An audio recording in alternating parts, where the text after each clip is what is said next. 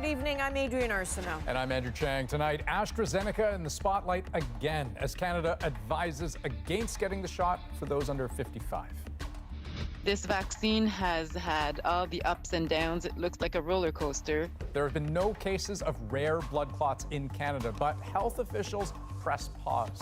This vaccine that's had a lot of confusion surrounding it. Tonight, we untangle the latest recommendations and address your concerns. Also tonight, the murder trial of a former police officer that stands for so much more. America, this is the moment the whole world is watching. The killing of George Floyd sparked a global reckoning on systemic racism and what the prosecution has to prove. BC's circuit breaker shutdown comes with a stern message from the Premier to young people. Do not blow this for the rest of us. And unstuck. Smooth sailing on the Suez. This is The National. Well, just as Canada's vaccine rollout is hitting its stride, safety concerns have health officials pivoting once again. Canada's National Advisory Committee on Immunization is pausing the use of AstraZeneca for those under the age of 55 after reports of rare blood clots in some patients outside of Canada.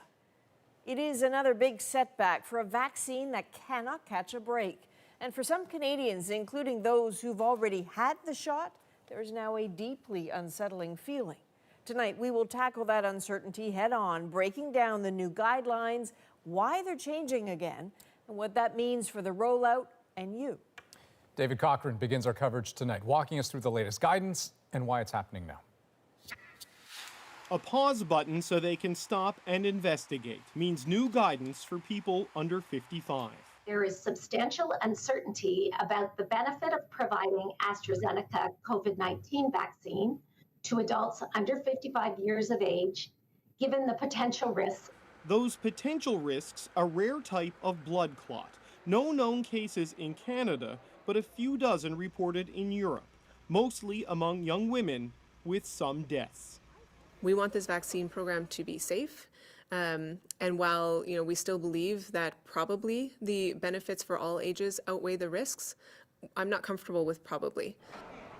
Initially pegged at 1 in a million, new data from Germany puts the risk at 1 in 100,000.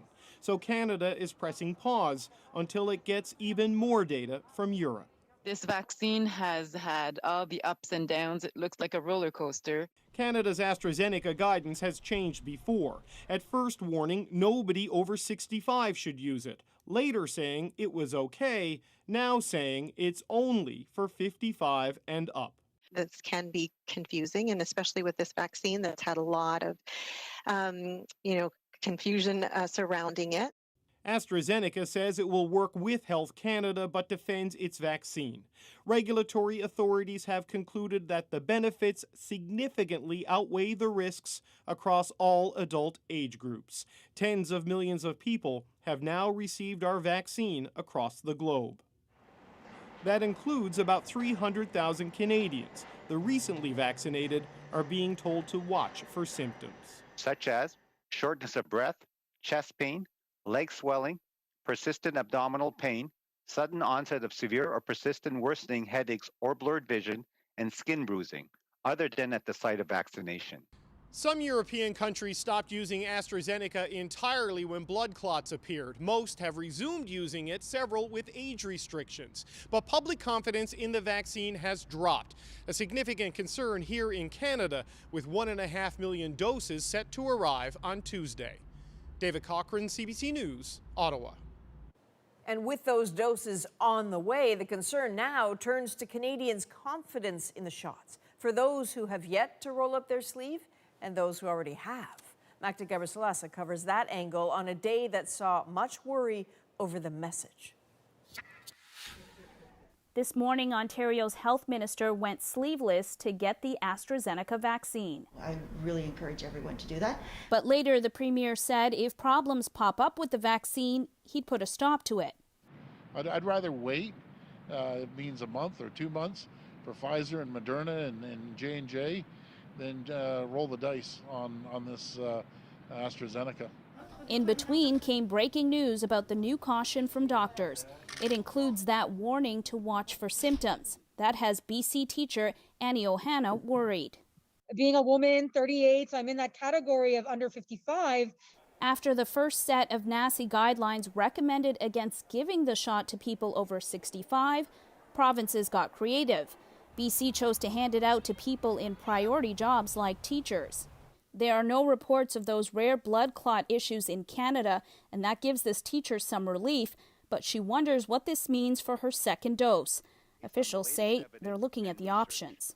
NACI will review evidence as it emerges to provide advice to public health programs on the potential for completing the vaccine series with other vaccine products. Now concern about the message. Even before today, Ohana says she already saw hints of vaccine preference. A lot of teachers even asked if it was possible to choose a vaccine or perhaps delay if it was AstraZeneca. This doctor says he's worried about the messaging around the vaccine. Once we get more and more data and get the overall safety of it, I think that we'll have a much better idea. But again, I think we really should look at UK and see 11 million doses and no major safety signal. Poor timing for uncertainty surrounding one of the vaccines that could put a stop to the rising tide of cases. Magda Gebrselassie, CBC News, Toronto. Okay, now I want to bring in Dr. Susie Hoda, infectious diseases specialist, for more on this, because I really just want to know what your bottom line takeaway is. I've learned not to jump when I hear this kind of an update. And a part of it is we're just watching what's supposed to happen unfold. You know, bits and pieces of information might come forward at different times, and the experts have to weigh it all and try and figure out what to do with it. So, you know, I don't think this is an automatic, oh my God, kind of situation, but we just need to see what comes out of the investigation. And what are you expecting to come out of this investigation, given kind of where the science is in the world? I mean, is there a chance that NACI decides to revise this recommendation, change course altogether? There always is that possibility, right? And like I said, some of it emerges over time. So they're trying to weigh the risks of the benefits of pausing while investigating something, or having to go ahead because the risk of waiting and not immunizing people is greater than that. So we tend to lean more on the side of saying, let's hold when we're investigating a safety concern, as opposed to what we saw with the over 65 hold, where it was more on, we just don't have the information. Right. Yeah, that's an important difference there. Okay, thank you, Dr. Hoda. And we are going to have you and Dr. Zane Chagla joining us a little bit later in the program to talk more. Thanks very much. Thanks. Now, amid all that new uncertainty over a crucial vaccine, COVID-19 is unfortunately mounting a comeback. The trend is clear in new daily cases. The 7-day average rising for more than a week now, reaching a level not seen since late January. There's a fresh warning tonight in Ontario. The number of COVID patients in intensive care is up 28% from late December, the start of the last province-wide lockdown. And in BC tonight, rising case numbers, a stern warning from the Premier, and some of the toughest restrictions in months. Greg Rasmussen on sweeping new changes and what a circuit breaker lockdown looks like. Already quiet, this Vancouver restaurant that relies mainly on indoor dining will be hit hard by new restrictions, the tightest in nearly a year. For us, it means we're going from about 90 seats to 19, and we'll be laying off about 90% of our staff. The reason? The 7-day average is now nearly 800 cases per day, and health officials say it's critical to reverse the trend. A circuit breaker is now required to break the chains of transmission in our province and allow us to safely move forward through this next phase. She says indoor activities are the biggest threat, so dining inside at restaurants, indoor adult group fitness classes, and in-person religious gatherings will be suspended for at least 3 weeks. BC's Premier points his finger at 20 to 39-year-olds, saying they're not taking the threat seriously enough. My appeal to you is, do not blow this for the rest of us. Do not blow this for your parents and your neighbors and others who have been working really, really hard, making significant sacrifices. Another big impact, the immediate shutdown of the province's largest ski area, Whistler Blackcomb. The resort has seen a significant number of cases, and it's also being criticized as a magnet for non-essential travel. This is devastating, and it's not something that we can take on alone. We will need the continued support of the federal and provincial governments. For now, dining on patios will still be allowed, but for many businesses and workers, more financial pain. Officials say it's necessary despite the hit. Greg Rasmussen, CBC News, Vancouver. 10 months after George Floyd's death sparked outrage and fueled mass protests against racism and police brutality, the former police officer charged with murdering him is now on trial. Opening arguments and first witnesses were heard today in a Minneapolis courtroom. Floyd died last May as Derek Chauvin pressed his knee into the black man's neck for about 9 minutes. Floyd's repeated pleas of "I can't breathe," recorded by a bystander. They became a rallying cry at protests across the U.S. and Canada.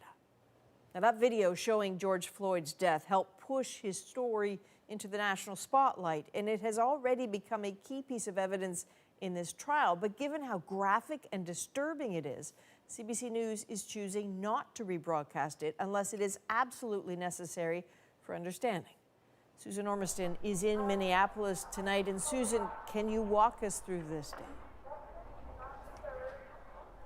You know, an emotional first day here with the Floyd family outside the court, setting the tone for what will be a momentous trial. We still Floyd strong, and we still here. So we gonna hold it down for him. George Floyd's brother Terrence put it plainly. They say trust the system. They want us to trust the system. Well, this is your chance to show us. The Floyd family, their attorney, making it clear this trial is about equal justice. We know if George Floyd was a white American citizen and he suffered this painful, torturous death with a police officer knee on his neck, nobody will be saying this is a hard case. In opening arguments, prosecutors laid out their case against Derek Chauvin. That Mr. Chauvin was anything other than innocent. That the former Minneapolis police officer did not and would not let up.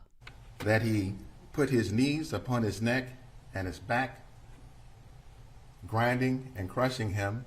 But the exact cause of Floyd's death will be intensely argued, defense signaling its strategy that other factors contributed to his death. The evidence will show that Mr. Floyd died of a cardiac arrhythmia that occurred as a result of hypertension, his coronary disease, the ingestion of methamphetamine and fentanyl. The trial, lasting possibly a month, is being broadcast live. The jurors, who can't be identified, 8 white men and women, 4 black, and 2 multiracial, including alternates, more diverse than the population in the county. The defense warning the jurors. There is no political or social cause in this courtroom. But outside, George Floyd's killing has galvanized a movement demanding change and justice, including here at this courthouse, barricaded, protected by the state's National Guard. Will send a message, what happens in this trial, it will send a message as to what's acceptable police behavior and what's not. Tonight, another demonstration, peaceful, a consistent rumbling behind this trial. And Susan, what's your sense of the role that video of Floyd's death will play in this trial? Well, for so many, it's proof positive, and the prosecution really dug in, playing the entire painful 9 minutes for the jurors today, many of whom had never seen it in its entirety, and now they have. And so how does the defense counter it? Well, to try to inject reasonable doubt that the knee hold was not the cause of death, knowing they only have to convince one juror to upset any unanimous verdict, Adrienne. All right, Susan, thank you. Senior correspondent Susan Ormiston in Minneapolis tonight. Now, with that video etched into the minds of so many, it is tempting to think that the prosecution would have an easy job ahead. But, of course, as we just heard, they will need to convince the jury on these specific charges Chauvin faces. Ellen Morrow takes us through the burden of proof. Mr. Derek Chauvin betrayed this badge. Derek Chauvin faces 3 charges in the killing of George Floyd: second-degree unintentional murder, third-degree murder, and second-degree manslaughter. Multiple charges mean a greater chance of conviction. In a criminal case, of course, if you have one charge and you're not able to meet your burden, then that's it for you as the prosecutor. The burden is on the prosecution to prove beyond a reasonable doubt Chauvin caused Floyd's death. It's hard to remind jurors that reasonable doubt does not mean all doubt. It's not 100% certainty. It's within reason. Is it reasonable? None of the charges require the state to show Chauvin intended to kill Floyd. The second-degree unintentional murder charge accuses Chauvin of causing the death of a human being without intent while committing or attempting to commit a felony, in this case assault. The third-degree murder charge causing the death of another by perpetrating an act eminently dangerous without regard for human life. And second-degree manslaughter causing death through culpable negligence. It's going to depend on the jurors' tolerance for the idea that this particular law enforcement officer acted in a manner that was wholly inappropriate.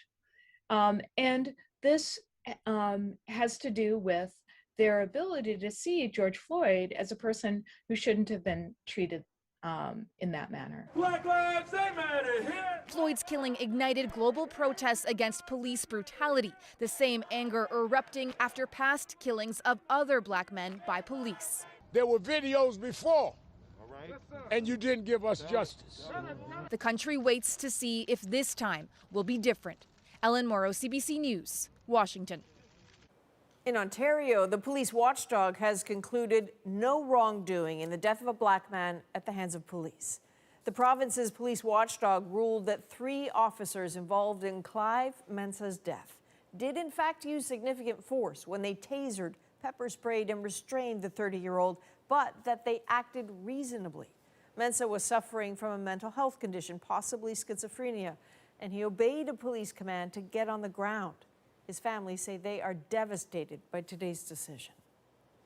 Well, more details tonight about the murder investigation at a hospital in Hawkesbury, Ontario, including the name of the victim. He's 89-year-old Albert Poitinger from the Montreal area. Very nice guy. Him and his wife Inge lived here. And he was just a super nice guy, always very pleasant. I'm pretty shocked to hear that. Today, Poitinger's family issued a statement asking for privacy as they grieve and understand what has happened to our loved husband, father, grandfather, father-in-law, and brother. A physician at the hospital, Dr. Brian Nadler, has been charged with first-degree murder. Police say there have been other suspicious deaths at the facility and are awaiting post-mortem results. We are also getting new details tonight about the mass stabbing in British Columbia over the weekend, including more information about those injured and killed in the attack. Briar Stewart takes us through what we know about the victims and the attacker.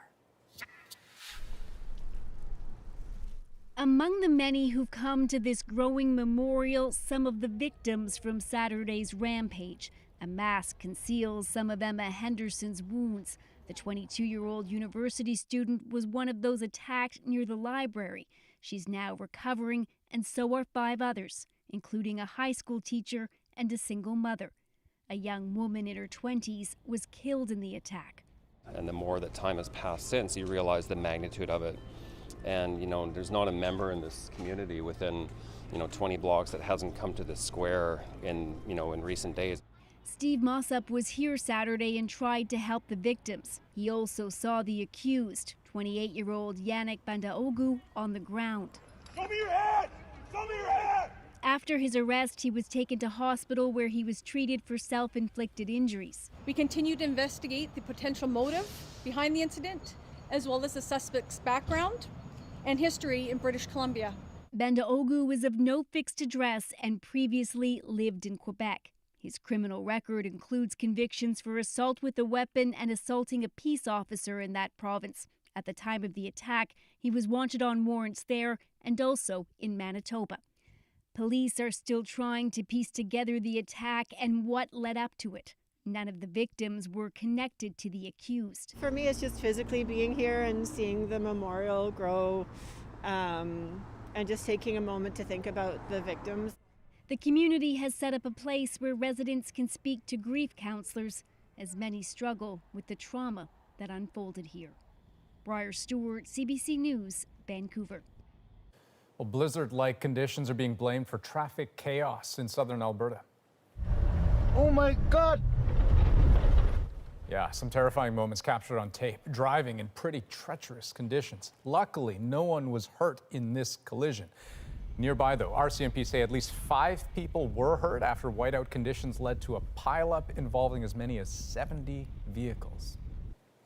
Now, something to cheer about, meanwhile, today, halfway around the world, that colossal cargo ship stuck in the Suez Canal, blocking it for nearly a week, is finally unstuck. But as Sasha Petrusik explains, the backlog it's created will take a little longer to work through.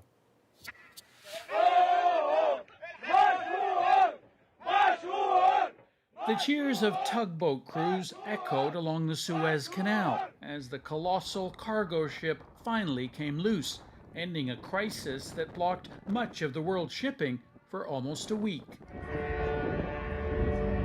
In the end, it took lunar tides and ocean currents, tugs and earth diggers to nudge free the enormous Ever Given, a ship longer than any Canadian skyscraper is tall. We used the water power that was in the canal with the returning tide to push the vessel where we were pulling it. And the combination of the two, as we hoped, at the end of the day did the trick. The backlog of some 400 ships carrying $10 billion worth of goods has now started to move. The big boat's predicament sparked joy online, but now, in Europe's shipping capitals, serious questions are being asked. What do we do going forward to ensure it doesn't happen again? Perhaps better infrastructure to handle today's bigger boats and contingency plans so not everything is imported from one place. You need your supply chain to be flexible. You need your supply chain to be robust. You need to plan for this event ahead of time. You don't want to find yourself suddenly surprised by something like this with no ability to react. It will take days for the Suez backlog to clear, months for ports to handle all the ships now heading their way, and for Canadian consumers, likely some higher prices, all those goods awaiting missing parts. But on this sandy stretch of Egypt, the big thing now is to celebrate. Sasha Petrusik, CBC News, Toronto. Eastern Europe is struggling to contain a new wave of COVID-19 infections. Tracing was poor, the testing was poor, the information was not good. Up next, how the situation in the Czech Republic got so bad so fast. Plus, a pandemic lifeline for young adults. You do a lot of listening. Yeah. What do people tell you? Young Canadians open up about the struggles they've faced and the unique places they're finding support. And later, a recipe for instant gardening success. Sometimes I have to take out my seeds, cook, and then put them back in. We're back in 2.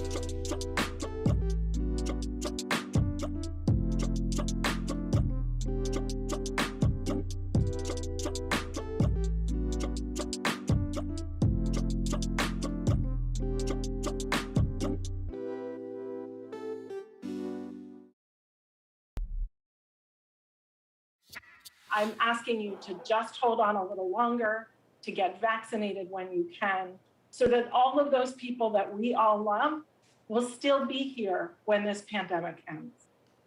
In the United States, an emotional plea from the head of the CDC, sharing a feeling of impending doom, as she called it.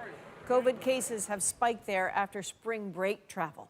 And the president pledged today that in 3 weeks, 90% of all Americans will be eligible for a shot and within 5 miles of a vaccination site. Across Eastern Europe, though, infection is now outpacing vaccination in several countries, including Hungary, Poland, and Slovakia. As Renee Filipponi tells us, in recent weeks, the Czech Republic has had some of the highest rates in the world for infection and death. Crosses painted on Prague's Old Town Square represent the more than 25,000 people who have died from COVID-19 here. Their loved ones come to grieve.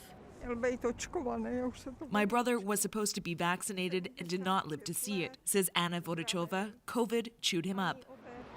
The Czech Republic, like many countries in Eastern Europe, has been hit hard by this latest variant-ridden wave of COVID. Infection rates and hospitalizations have soared. Patients have been sent to neighboring countries for treatment. And the number of deaths in the country have more than doubled since January. The problem is that we are doing things many countries started to do months ago. This epidemiologist says there are signs things are getting better, but he blames the government for not acting fast enough. Tracing was poor, the testing was poor, the information was not good, and the variants came. And those variants spread quickly in a country where many work in factories, so physical distancing is difficult. Companies have now been ordered to do mass testing.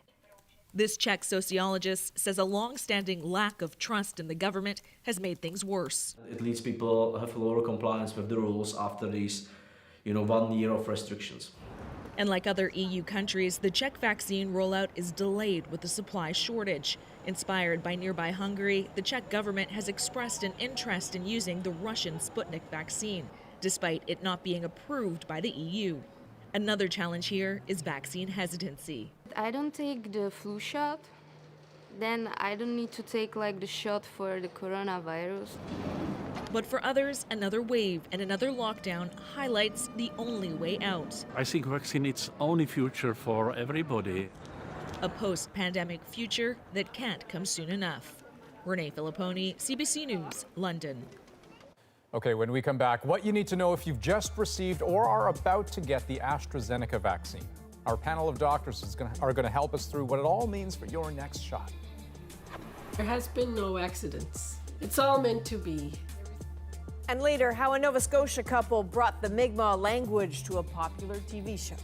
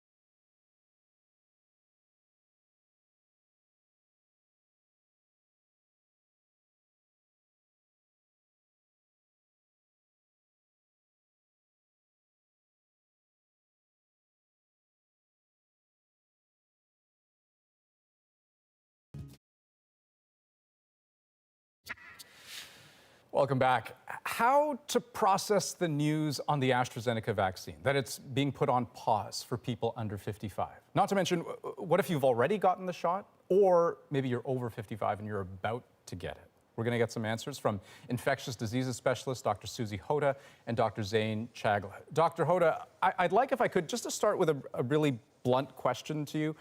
Is there any reason someone who's already gotten the shot should worry that they've gotten an unsafe vaccine?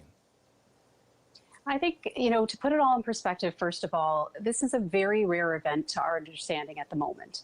So, I would hate for people to panic on that. It's certainly important to explore what the possibility is and what's behind this, but it's being investigated. So it's not a matter of panic. It's a matter of being vigilant and monitoring and making sure that you don't develop the symptoms that are of concern. There have been millions of doses of this vaccine that have already been distributed, of course, internationally.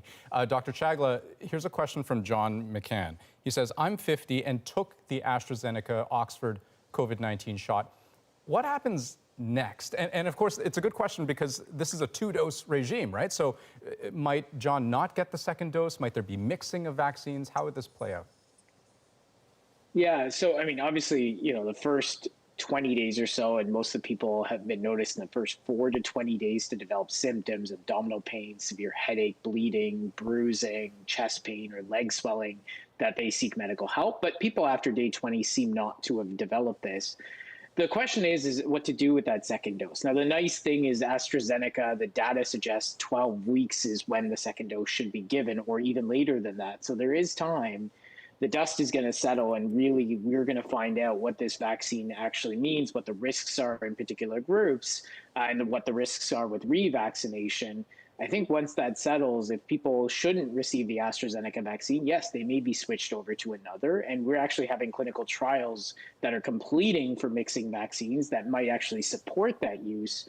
Or if the dust settles and it's a very minor issue, the risks are exceptionally low, then potentially people circle back and get their second AstraZeneca dose. Right. But of course, I mean, Dr. Hoda, we're having this conversation right now, right? And I can't help but think, what would you say to those folks who have watched the AstraZeneca roller coaster up and down, and now think, hey, maybe the safest play is just not to get on that roller coaster, just to wait for a vaccine that has fewer question marks? All of this is about weighing the risks and the benefits. And right now, in many parts of our country, we're heading into pretty dramatic third waves of COVID-19. And so having the option of multiple vaccines out there is really helpful, and we need to get as many people vaccinated as possible. So, recognizing that right now there's a pause on the under 55 age group for AstraZeneca, I don't think this means that as a blanket statement, we need to abandon this vaccine, and that we should just be looking at all the other options outside of AstraZeneca. It's still a useful vaccine for people who are over that age group. But Dr. Chagla, just one last question. Why haven't we seen this sort of talk about the Pfizer, Moderna, or Johnson & Johnson vaccines? I mean, it would lead someone to wonder, is there something fundamentally wrong with the AstraZeneca vaccine? When these types of things happen, again, we're talking, the first signal in the first 1 million, 2 million people. And often, if there is a rare reaction, people may say it's an anomaly, may not recognize it.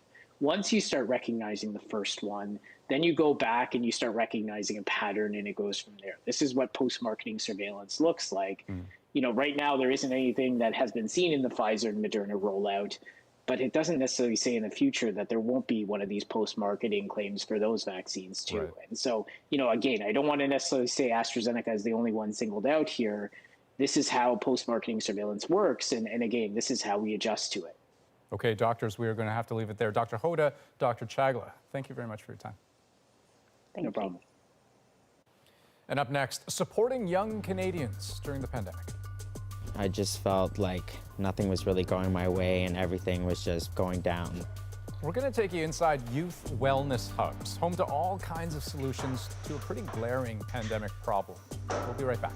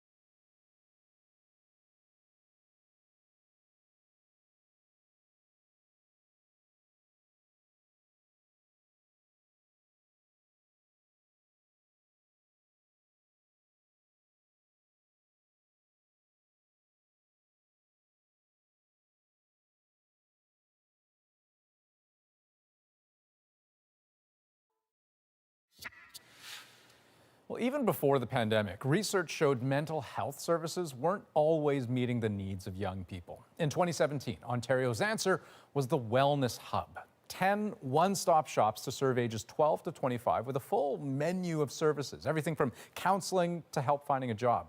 But then COVID arrived and those hubs became more needed than ever. So we decided to check in with 3 people who found 3 very different ways forward.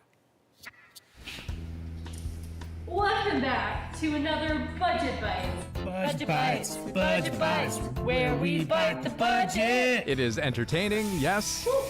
Break her open. I'm gonna rip them apart and hope for the best.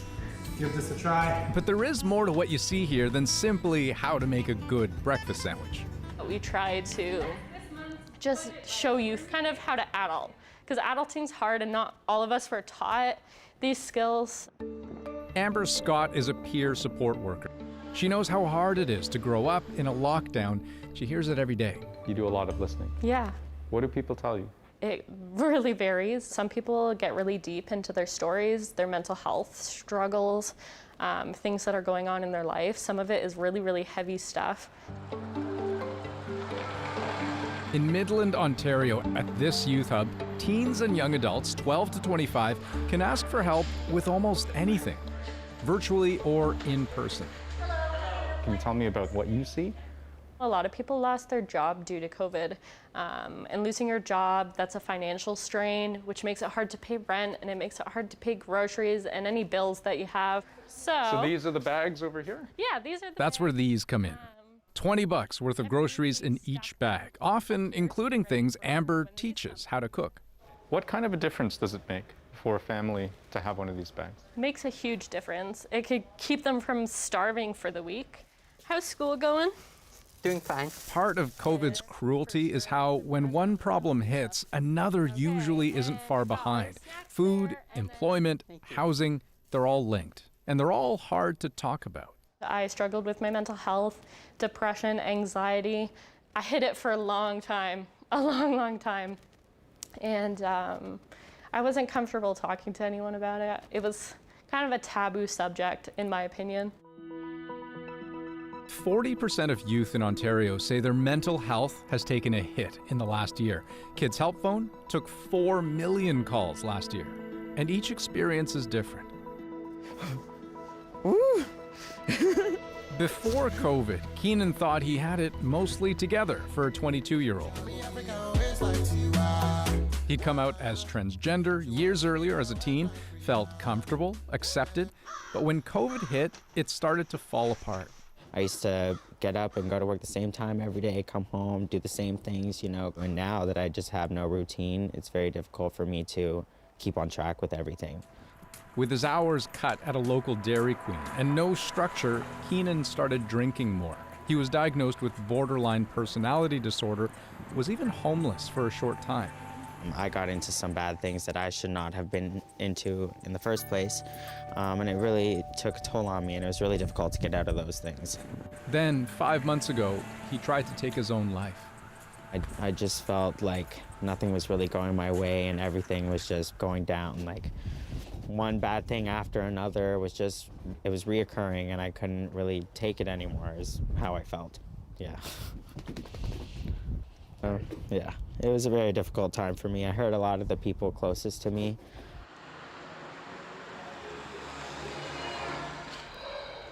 Hey, Keenan.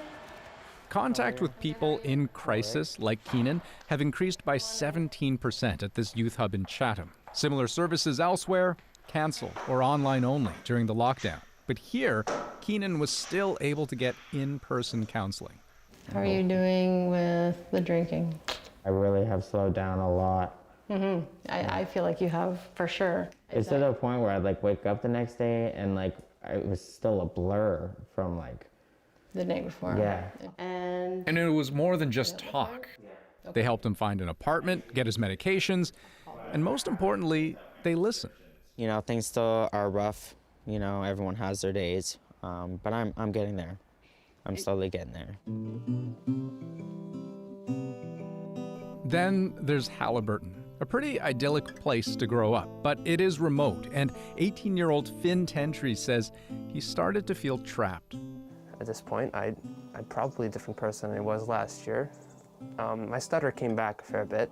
Finn was used to being active, social. Now, he hasn't seen some friends in over a year. If I was in a group of people again, could I socialize without just feeling awkward and out of place? The emotion feels alien at this point. And that disconnect is real on a few levels. Out here, the internet, so important for staying in touch, is not only expensive, it is unreliable.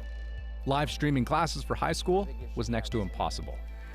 I couldn't really get into live streams for the most part. So a lot of it was just reading documents and skimming my textbook, trying to just teach myself chemistry. It didn't work. Finn had even been accepted to Carleton University in Ottawa, but turned it down, sure that online classes just wouldn't work. And there was no guarantee he'd ever get back in. I know it's silly to say it, but it doesn't seem fair. It's just an easy word to throw around, but that being said, a lot of us do want to get out of here. Okay, we're gonna put stuff in the trunk. But needing help and offering it can sometimes be one and the same. Finn? Yep. You okay getting on the Finn started getting involved with Marg, Cox, and others at this local youth hub, giving out tablets and phones with 50 gigs of data so they can stream their classes, but also stay connected. The county even pitched in $25,000 to the project. Is that lots of people that never experienced mental health issues are now experiencing during COVID. Youth, more than ever, need to be around other youth. They need to be starting to get ready to be more independent. It's one of those developmental stages that's normal. Today, Finn considers himself lucky. He's been accepted into Carleton University for next year. Question is, how much of COVID's legacy will linger even then? Do you have any doubts that life will get back to normal as we knew it? I think so. I think humans are really resilient. As Amber makes her final delivery for the day, a food bag for Hunter, who has been living in this hotel for 6 months. Thank you. You're welcome. She knows there's no escaping from hardship, but there are plenty of ways to work through it. It might take a long time, and it might take a lot of work and a lot of healing, but I do believe that we will get back to a place of normalcy. Still ahead, how one Nova Scotia couple's mission to preserve their Mi'kmaq language led them to work on a popular TV show. We will take you behind the scenes. But first, we want to give you a preview of a story you'll see tomorrow night here on The National, a conversation with Canadian Olympian Perdita Felicien. We're here not just because, you need to get your steps in.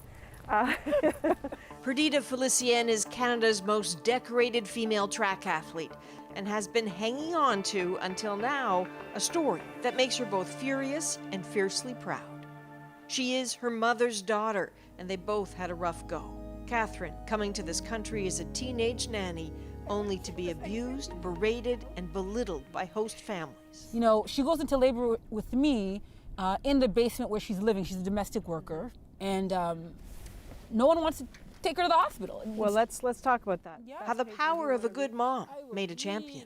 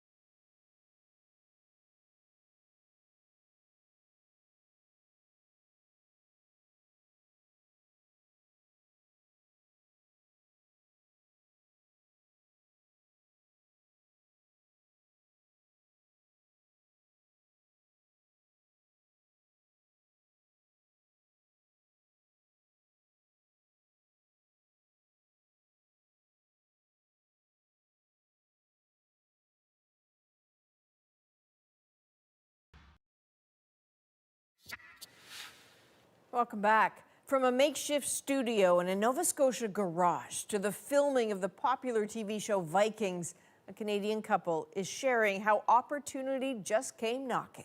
As Kayla Hounsell tells us, it was all for their love of the Mi'kmaq language. The Emmy Award-winning Vikings chronicles the saga of the Norse warriors. But listen. Managadu, Manahadiwik. These characters are speaking Mi'kmaq, something they learned with the help of this Nova Scotia couple. First, from afar. They wanted us to translate some lines into Mi'kmaq. In the show's finale, the Vikings discover the new land, now known as Newfoundland, and the Beothuk people, now extinct. Mi'kmaq is considered the closest Indigenous language. And I became worried that we weren't diving deeply enough into this culture. So in 2018, the show's creator flew the Johnsons to Ireland to help the actors on set. It was very reassuring. I felt we had the real people running the show at that point. The incredible journey all started here in Eskasoni on Cape Breton Island. Actually, it started in the Johnsons' garage. For years, they've used this makeshift studio to record music and the stories of their elders. And this. They overdubbed the DreamWorks movie Chicken Run, trying to make Mi'kmaq fun. We watched it every time we would go on a road trip, and that's what made us speak a lot of Mi'kmaq. Wow, it just it inspires me to want to create something more for these children, because if we don't do anything, it's so sad. We'll lose our language. So when Vikings called Cape Breton University looking for Mi'kmaq speakers, the Johnsons were a natural fit. And once they got to Ireland, they were told to interject. We appreciated that very much because both of us wanted us to make sure that it was as authentic as possible. It's not lost on them that they were brought into this experience because of an extinct Indigenous language at a time when they spend so much energy fighting to save their own. There has been no accidents. It's all meant to be. They hope hearing Mi'kmaq in mainstream productions will reignite a passion in others to preserve all Indigenous languages. Kayla Hounsell, CBC News, Eskasoni First Nation. Okay, next on The National, a new recipe for your Instant Pot. More than just cooking food, how about growing it?